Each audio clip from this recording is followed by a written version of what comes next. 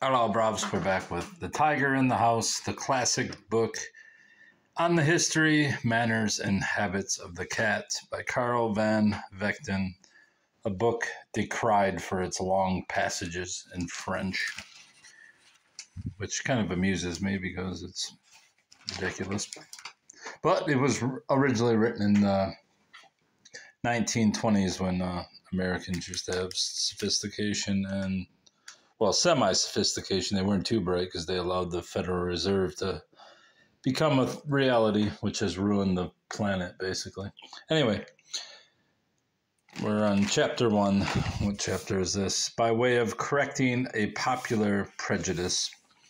Respect of slumber, writes S.B. Wister, is a most curious characteristic of cats, and I have often wondered if it is the same instinct which is said to prevent lions and tigers from attacking sleeping prey.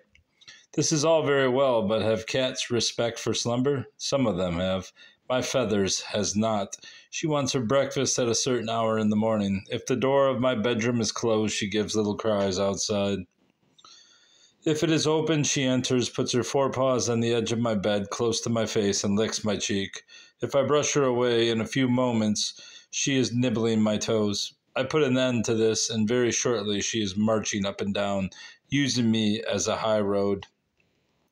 She is equally persistent if I am taking a nap. On such occasions, she often climbs high on my breast and sleeps with me, but when she awakes, she digs her claws into my chest and stretches, quite as if I didn't exist. This alternate protrusion of the forepaws with toes separated, as if pushing against and sucking their mother's teats, is a favorite gesture of cats when they are pleased. Cats make a radical distinction, naturally enough, between their relations with human beings and their relations with other cats. An anonymous writer quoted by Moncrief, I assume it is, has put this beautifully in his description of the lovely menine of Madame de Lesdiguières, who was chatte pour tout le monde et pour les chats tigres. This motherfucker, I can understand. I'm going to translate this one because it's short. Hold on. Never mind, I forgot my computer. I don't have my computer with me. And if I X out of this video, it will end. So that's a shortcoming of my Android. Cats are extremely sensitive and nervous. Their pulses register 160 throbs a minute. A good-natured kitten may be worried into becoming a bad-natured cat, or the bad characteristics of a cat may sometimes be softened by tender treatment. I know of an instance in which a guest handled a kitten about 3 months old rather roughly. That's my kitten.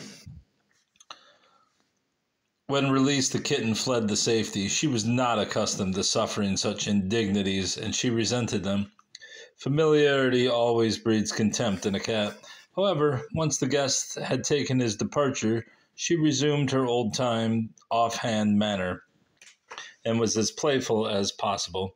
A year elapsed before the offending guest again appeared in the circle, a year during which the kitten had grown into cathood. But the moment the young man entered the door, she disappeared under a bed and could not be induced to come out until he had left. Cats have long memories. Jessie Pickens had a very remarkable brown tabby Persian who snarled and growled and spit at everybody except her mistress. She would indeed suffer no one but Jessie to come near her at all. But for Jessie she had an excessive fondness and had even crossed the Atlantic in her cabin 17 times. Her fear of strangers was due to an accident which occurred when she was a kitten. Willie, really a great admirer of cats, and at that time the husband of Colette, than whom no one has written, clunky writing is that, than whom no one has written more delicately and sensitively about these little rogues in fur, was calling one day. He picked the kitten up to play with her and tossed her up towards the ceiling, catching her as she dropped. But a sudden twist and puss slipped through his fingers, falling to the floor. With a cry of terror, she fled from the room, and it was only after 2 days that she was discovered hiding behind some trunks in the garret. She never permitted the stranger to touch her again. Another cat fell into a well. He managed to keep from drowning by climbing to a small rock, and in time he was rescued, but thereafter he was completely insane. He never regained interest in life, nor seemed to have the slightest consciousness of what was going on about him. I mean, he might have suffered brain damage on the way down there, Bubba. Lindsay has called another example from the animal world. This cat was frightened by a peacock. A sort of terror mania develops, agoraphobia, perhaps involving an utter loss of self-possession, followed by a permanent timidity that permitted the animal to feed only in his master's presence. Whether they inherit these traits or whether their manners and habits are encouraged or embarrassed by treatment, the fact remains that there are all kinds of cats, cross and gentle, cruel and tender, savage and tame.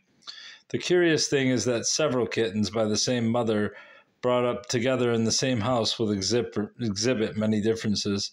Gautier describes 3 kittens of the same litter. Angelus was solemn, pretentious, aldermanic from his cradle, even theatrical at times in his vast assumption of dignity. Gavroche was a born bohemian, enamored of low company and of the careless comedies of life. Their sister, Eponine, best loved of the 3, was a delicate, fastidious little creature with an exquisite sense of propriety and of the refinements of social intercourse. Enjolras was a glutton, caring for nothing so much as his dinner. Gavroche, more generous, would bring in from the streets gaunt and ragged cats, who devoured in a scurry of fright the food laid aside for him. I was often tempted to remonstrate and to say to this little scamp, "A nice lot of friends you do pick up," but I refrained. After all, it was an amiable weakness. He might have eaten his dinner himself. Madame Michelet thinks that coloring may have something to do with temperament. Black cats, according to this femme savant, have passionate and somber characters. The blondes are amiable and facile, with a certain submerged, smiling melancholy. Those between the 2 extremes, neither blonde nor brunette, have equable temperaments. The cat sometimes makes strange friends, from a drawing by Granville in Les Metamorphoses du Jour. This is basically the drawing that reminded me of this book. I saw it and I was like, you know what? I think I have this book. And I do.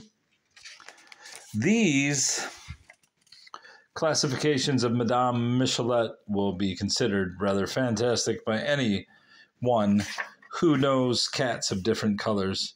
But Diderot's "Il est shot" is certainly just. Some cats are cold and haughty, imperious and ironic. Other cats are so frank, so persistent in demanding affection that they almost lack mystery. There are cats who will climb on anyone and purr with delight. Catnip is vodka and whiskey to most cats, but Feathers merely sniffs at it and walks away. There are all varieties and kinds and sorts of cats. There are long and short-haired cats and Mexican cats without any hair. There are strange Australian cats with long pointed noses. There are Angora and Persian and Siamese cats and Manx cats without any tails. There are blue, black, and white cats. There are tortoise shells and creams. There are orange and silver and chinchilla cats. There are a combination of all these colors. My Feathers is the tortoise shell and white smoked tabby queen with 7 toes on each front paw. 7 or 6-toed cats are by no means rare. Even in regard to the freaks of catdom, there are variations. In spite of much popular opinion, to the contrary, white cats are not always deaf. Tortoise shells are not always female, and orange tabbies are not always male. Some pussies' coats are yellow, some amber streaked with dark. No member of the feline race but has a special mark. This one has feet with hoarfrost tipped. That one has tail that curls. Another's inky hide is striped, another's decked with pearls. That's some bullshit. Cats loom in the mind's eye, indeed, but the heroes of history and the characters of fiction. Zola's roving Angora, worsted in a street fight, and Edward Pepple's roving Angora, who does up an alley cat and returns home tired and happy. Baudelaire's occult cat. Lafcadio Hearn's tortoiseshell.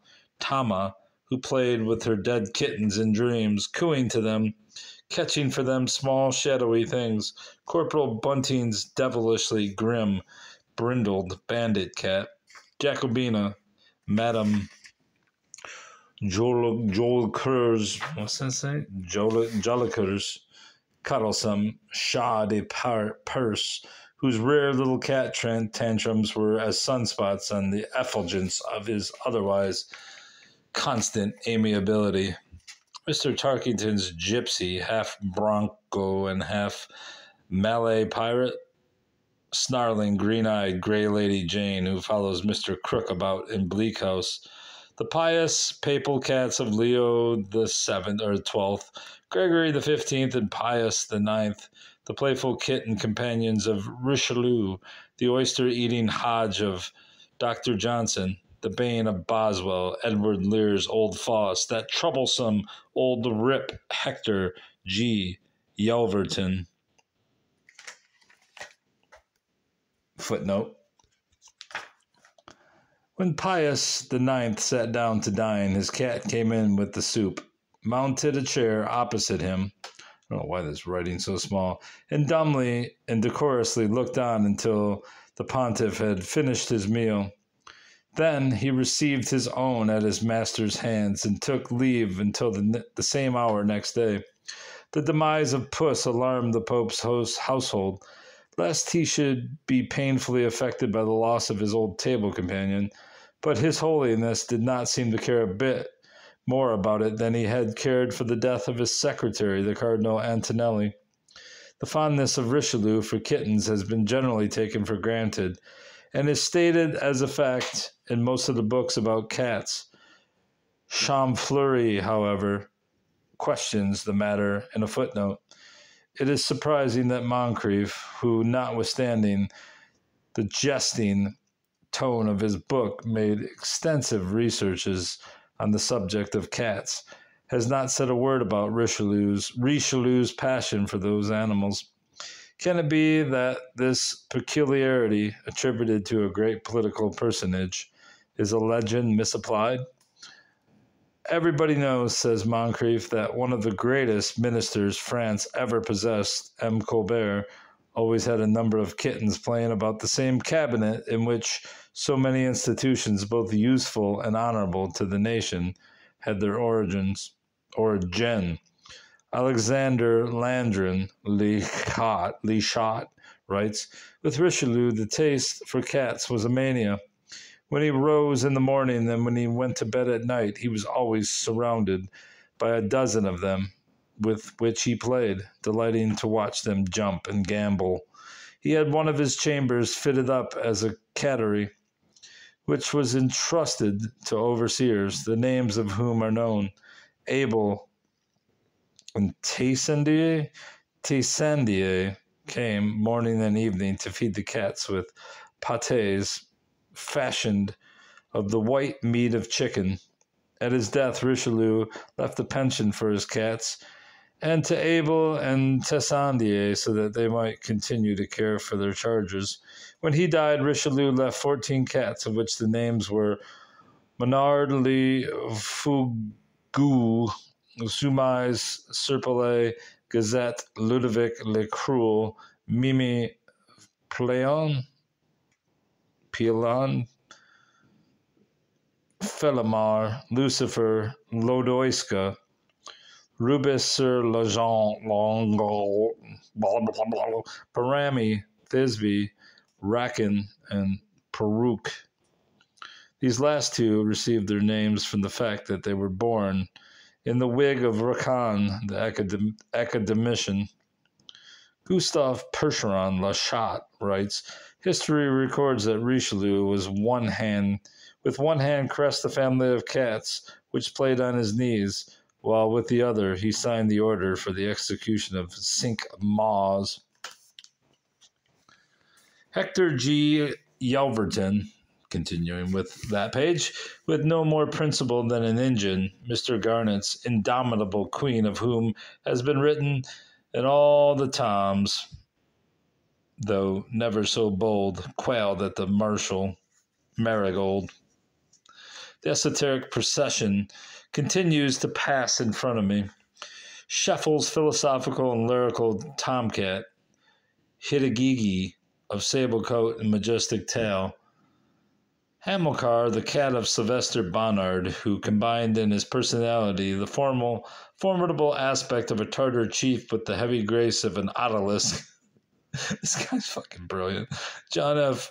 Runciman's Felix Mendelssohn Bartholdy Shedlock Runciman Fellinus, who spit at hansoms at the age of 6 months and later attempted to play the viola alta by trailing the bow across the floor, and his Minnie, who used to put dogs to rout and died of eating needles, the charming Callicrates of W.L. George's Blind Alley, Teek's prodigiously delightful hens, Alexander Dumas's clairvoyant Mysouf, who once ate a 500-franc breakfast, the terrible one-eyed Pluto of Poe's story, and the one-eyed Wotan, Kraft's cat in Maurice Guest, Mr. Warner's Sage Kelvin and Mark Twain's Tom Quartz, who objected to quartz mining, Agnes Replier's Agrippina and Lux, John Silence's psychic cat, Smoke, who loved to rub up against the legs of spirits, the gamine cat, Franchette of the adorable Claudine, Dr. Nicolaus' echelatical cat, I can't say it. I think echelatical was right. Apollyon, who was privy to the mysteries of cartomancy, Dickens's Wilhelmina, first name William, Southey's Rumpel, the most noble, the Archduke Rumpelstiltskin. Is that Stiltskin? Maybe that is Stiltskin. Marcus Macbum, Earl Tom Lefnagny, Baron Raticide, Walwaller, and Scratch. Chateaubriand's grayish red Myceto, the gift of Pope. Tom Hood's Tabitha Longclaws. Dude, you give enough fucking examples here, my God. Tiddlywink and her 3 kittens, Pepperpot, Scratchaway, and Sudikins, the black cat of Fray Inocencio called Timoteo, a name bestowed upon him for the reason that this is a name well suited to a cat, and also in derisive reprobation of that schismatic monophysite of Egypt, who in the 5th century usurped the patriarchate and was known popularly as Timothy the Cat. Later, this puss was called Cicero, which in Spanish signifies purer. Sandy Jenkins's hoodoo cat, Mesmerizer, Theophile Gautier's Madame Theophile, who delighted in perfumes and music, India shawls lifted from boxes of sandalwood, and faint aromatic odors of the East, Victor Hugo's Chanoine and Sir Walter Scott's Hints, Pierre Loti's Moumont Blanc and Moumont Chinois, the wicked Rudderkin of Ways Mephitic, and Rosamund Marriott Watson's Egyptian cat, desired by Arsinoe. A little lion, small and dainty sweet, for such there be, with sea-green eyes and softly stepping feet. On strings the solemn march, les shots prudents, les shots silencieux, promenant leur but, les grâces, et leur mystère. Furred serpents, green-eyed Venuses, the house animal, the fireside sphinx, rat eater, mouse enemy, the panther of the hearth, cats of titles obsolete or yet in use, Tom, Tiber, Roger, Rudderkin, or Puss. Columnus cats who circulate faux pas and reputations maul with murderous claws, shrill cats whom fierce domestic brawls delight, cross cats who nothing want but teeth to bite, starch cats of puritanic aspect sad, and learned cats who talk their husbands mad. Asura, the ancient Aryan name for deity, signifies the breather. Uncleanly cats who never pare their nails, cat gossips full of Canterbury tales, cat grandmas vexed with asthmas and catarrhs, and superstitious cats who curse their stars. Hamilcar was Anatole France's own cat. After his death, he was succeeded by a cat named Pascal by France's cook, who had overheard a luncheon conversation about the French philosopher. Pascal was a stray cat who wandered in from the streets, liked the city of books, and decided to remain. He always maintained his independence and sometimes went away for a week at a time. And that ends this chapter. Next time, treating of traits, chapter 2. Goodbye, Bobs. Goodbye. Goodbye.